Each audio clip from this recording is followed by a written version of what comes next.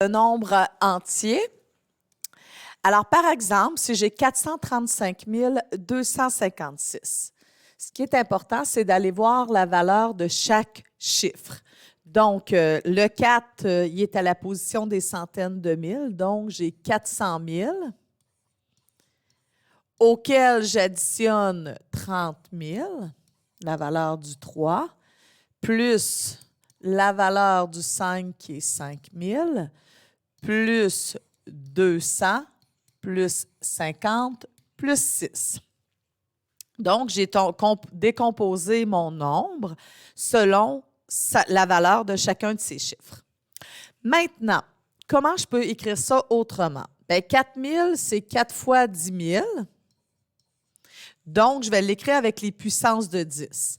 Plus 3 fois, excusez, ici, c'est 100 000. Je vais juste me corriger si j'ai fait une petite erreur. C'est 4 fois 100 000 et non 10 000.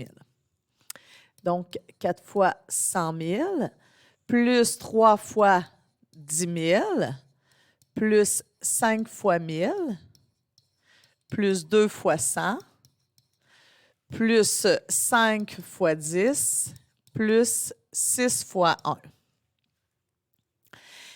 On peut aussi l'écrire d'une autre façon à l'aide d'exposants. Donc, j'ai 4 fois 100 000. 100 000, c'est quoi? C'est 10 exposant 5.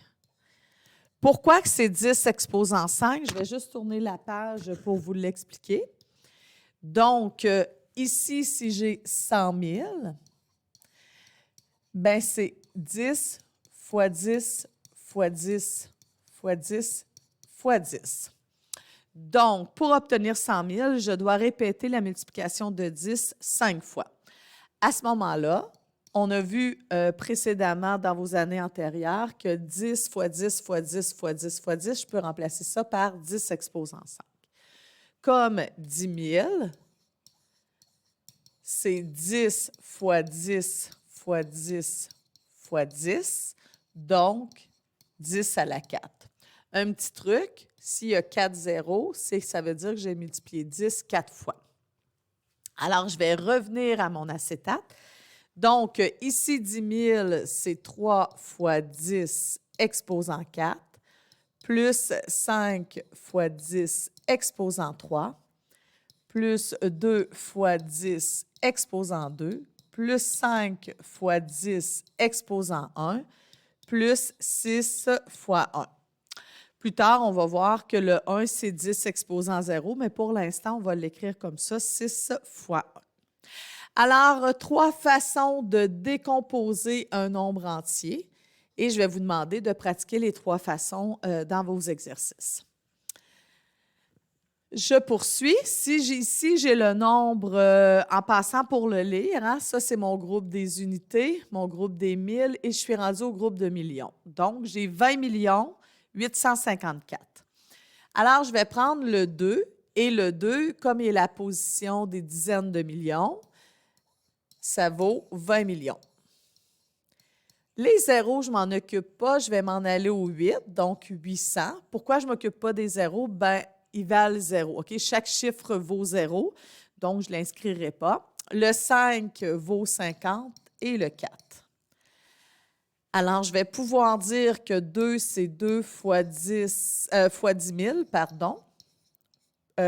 C'est pas 10 000 pantoute, c'est 20 millions, je m'excuse. Donc, c'est 2 fois 10 millions, plus 8 fois 100, plus 5 fois 10, plus 4.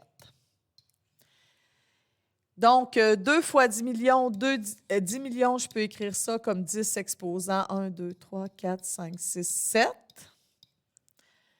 Plus 8 fois 10 exposant 2, plus 5 fois 10 exposant 1, plus 4 fois 1. Donc, je viens de décomposer le nombre 20 854 à l'aide de ses valeurs, ensuite à l'aide des puissances de 10, et ensuite, je prends les puissances et je les mets en exposant. Ça va nous arriver d'avoir l'inverse. Donc, on va avoir le nombre décomposé et on voudrait retrouver le nombre de base. C'est certain qu'on peut rentrer tout ça à la calculatrice, mais des fois, c'est plus rapide de travailler avec la décomposition. Le petit truc que je vous donne, vous prenez le nombre. Et comme c'est 10 000, ça veut dire qu'il est à la position des dizaines de mille.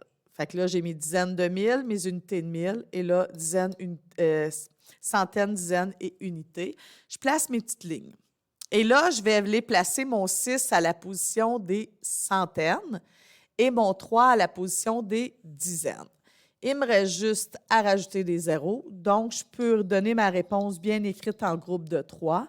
Le nombre cherché est 50 630. Je vais vous le faire comme s'il était... Là, ici, il est décomposé en puissance de 10, mais à l'aide des exposants. Donc, lui, le 6 est à quelle position? Bien, je rajoute 4 zéros. Donc, je trouve être à la position des dizaines de mille. J'ai rajouté mes petites lignes pour m'aider. Alors, le 3, il est à la position des 1000 parce qu'il y a 3 lignes après. Et le 5 est à la position des centaines, donc 2 lignes après, exposant 2. Je vais rajouter mes zéros parce que j'ai plus de nombres après. Donc, je peux répondre que le nombre cherché est 63 500. Alors, ceci complète la vidéo sur le développement d'un nombre entier.